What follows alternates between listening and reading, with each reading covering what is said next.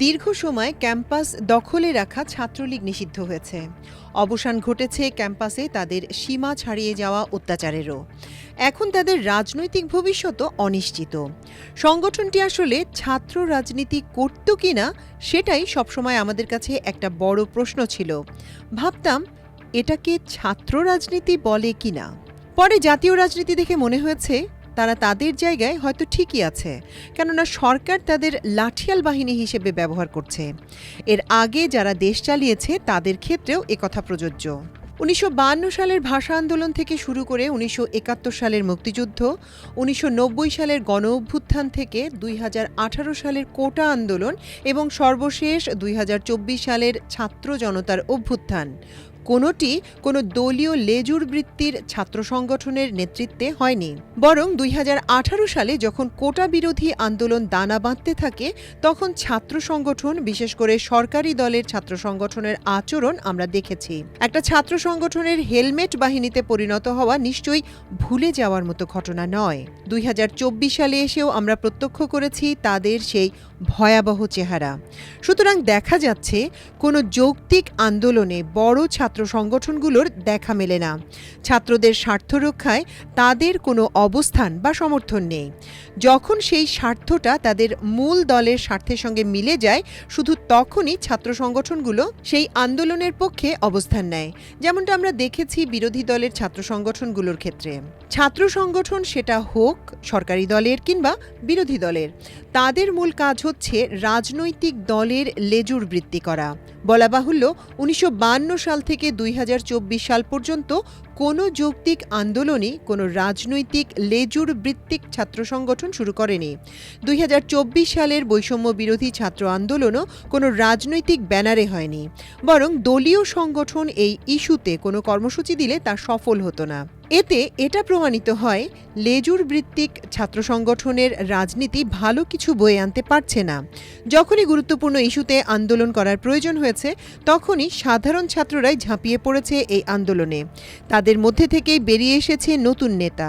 ১৯৫২ সাল থেকে ৭১ এবং ১৯৯০ সাল থেকে সর্বশেষ ২০২৪ সালের আন্দোলনে স্কুল, কলেজ ও বিশ্ববিদ্যালয় ছাত্রদের অবদান অসীম। অন্যদিকে দলীয় লেজুর বৃত্তির ছাত্র সংগঠনগুলো শুধু তাদের রাজনৈতিক লাঠিয়াল বাহিনী হিসেবে ব্যবহৃত হয়েছে। এখন প্রশ্ন হচ্ছে, ছাত্র সংগঠনগুলো কেন দলীয় লেজুর বৃত্তি করে, কিংবা মূল দলগুলোর কেন নিজস্ব ছাত্রবাহিনী লাগছে? নির্মোহভাবে বিশ্লেষণ করলে বিষয়টা বোঝা জটিল না। এখানে জটিল কোনো হিসাব নিকাশও নেই। কারণটি হচ্ছে মূলত ক্ষমতায় থাকা। কেউ যেন সরকারের সমালোচনা বা বিরুদ্ধে কথা বলার সাহস না পায় সেটা নিশ্চিত করা।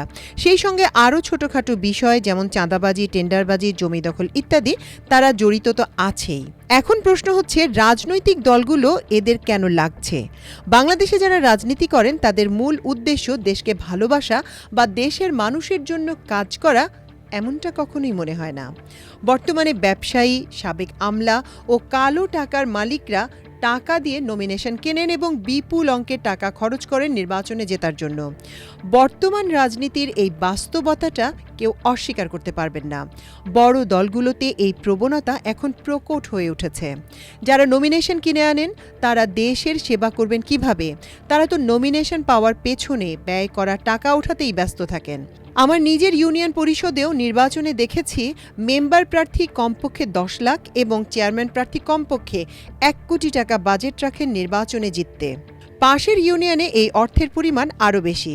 হিসাব করলে দেখা যায় নির্বাচিত হওয়ার পর একজন জনপ্রতিনিধিকে যে টাকা সম্মানী সরকারের পক্ষ থেকে দেয়া হয়, তাতে খরচের ১০ ভাগের ১ ভাগও উঠে আসে না। তাহলে তারা এত টাকা খরচ করেন কেন? মূল বিষয়টা এখানেই। রাজনীতিটা তাদের কাছে মূলত টাকা কামানো এবং ক্ষমতার অপব্যবহার করার একটা মাধ্যম। এখন যাদের মূল উদ্দেশ্য টাকা কামানো এবং ক্ষমতার অপব্যবহার করা, তাদের কাছ থেকে জনগণ কী সেবা প্রত্যাশা করতে পারেন? ছাত্রনেতা থেকে বড় মাপের কোনো গবেষক বিজ্ঞানী হয়েছেন এমন মানুষ খুঁজে পাওয়া রীতিমতো কষ্টকর। ক্যাম্পাসে দখলদারি, চাঁদাবাজি, নিয়োগ বাণিজ্য, হল দখল, সিট বাণিজ্য, মারামারি, মাদক ব্যবসা সহ নানা ধরনের অপরাধমূলক কর্মকাণ্ডে জড়িয়ে পড়া ছাত্র সংগঠনগুলো বিশেষ করে ক্ষমতাসীন দলের ছাত্র সংগঠনের নেতাকর্মীদের প্রধান কাজ হয়ে দাঁড়ায়। বুদ্ধিবৃত্তিক কোনো কাজের সঙ্গে তাদের সংশ্লিষ্টতা থাকে না। ছাত্র রাজনীতির একটি সুবিধা, যেটা নিজের চোখে দেখেছি, ক্যাম্পাসের কয়েকজন নেতা কোটিপতি হয়েছেন রাজনীতি করে, অথচ একটা সময় তাদের তেমন কিছুই ছিল না। অন্যান্য সুবিধার মধ্যে আছে বিনামূল্যে ক্যান্টিনে খাওয়া, সবার কাছ থেকে সালাম আদায় করা, সাধারণ ছাত্রদের তুলনায় হাজার গুণ আরামায়েশে থেকে হলে থাকা, পরীক্ষার হলে অসৎ উপায় অবলম্বন করে পাশ করা, ভর্তি বাণিজ্য ইত্যাদি। এসব করতে গিয়ে তাদের আসল কাজ অর্থাৎ লেখাপড়া পড়ে হুমকিতে। অনার্স মাস্টার্স শেষ করতে লেগে যায় এক যুগেরও বেশি সময়। এ কারণে ৩৫ থেকে ৪০ বছর বয়সেও একজনকে ছাত্র সংগঠনের সভাপতি, সম্পাদক পদে দেখা যায়। শেষ পর্যন্ত ক্ষমতার অপব্যবহার করে তারা পাশ করেন। আমার ক্যাম্পাসে এক নেতাকে তার ফ্যাকাল্টি পরিবর্তন করে বিশেষ বিবেচনায় অন্য ফ্যাকাল্টিতে ভর্তি সুযোগ দেওয়া হয়েছিল। এখন আবার দেখছি অন্যদের জন্য বিশেষ বিবেচনায় দ্বার খোলা হচ্ছে। ক্যাম্পাসে তাদের রাজনীতি করার একটাই উদ্দেশ্য, কোনো না কোনোভাবে টাকা কামানো। টাকা না কামানো গেলে এত লাখ লাখ টাকা দিয়ে তারা কমিটি আনতো না। আমার ক্যাম্পাসের ছাত্রলীগ নেতাকে অল্প দিনেই কোটিপতি হতে দেখেছি। হলপ করেই বলতে পারি, যারাই পরে ক্ষমতায় আসবে তাদের ছাত্র সংগঠনের নেতারাও একই কাজ করবেন। হয়তো আগের মতো সমান মাত্রায় পারবেন না, তবে করবেন এটা বলে ধরে নিতে পারি। কিছুটা নমুনা ইতিমধ্যেই প্রকাশ পাচ্ছে ঢাকার বাইরের ক্যাম্পাসগুলোতে। বড় দলগুলোর ছাত্র সংগঠন প্রকৃত অর্থে ছাত্রদের দাবি দেওয়া সম্পর্কিত ইস্যু নিয়ে রাজনীতি করে না। অনেকেই বলেন ছাত্র রাজনীতি করা মানুষের মৌলিক অধিকার, যা সংবিধান দ্বারা স্বীকৃত। তবে রাজনীতি না করাও আমার মৌলিক অধিকার। তা যদি হয় তবে আমাকে কেন মিছিলে যেতে বাধ্য করা হয়? কেন রাজনীতি না করলে হলে সিট পাওয়া যায় না? সেক্ষেত্রে বিশ্ববিদ্যালয় প্রশাসনও আমার সিট পাওয়ার অধিকারের ব্যাপারে পদক্ষেপ নিতে পারে না। বাস্তবতা হলো, গতানুগতিক রাজনীতি আর এখন চলবে না, এটা অপ্রাসঙ্গিক হয়ে গেছে। উন্নত দেশের দিকে তাকালে দেখা যায় সেখানেও কলেজ, বিশ্ববিদ্যালয়ে ছাত্র সংসদ আছে, তবে নেই লেজুর ভিত্তিক রাজনীতি। ফলে সেখানে যোগ্য নেতৃত্ব তৈরি হচ্ছে। আমাদের দেশে কেন হচ্ছে না তা নিয়ে ভাবতে হবে।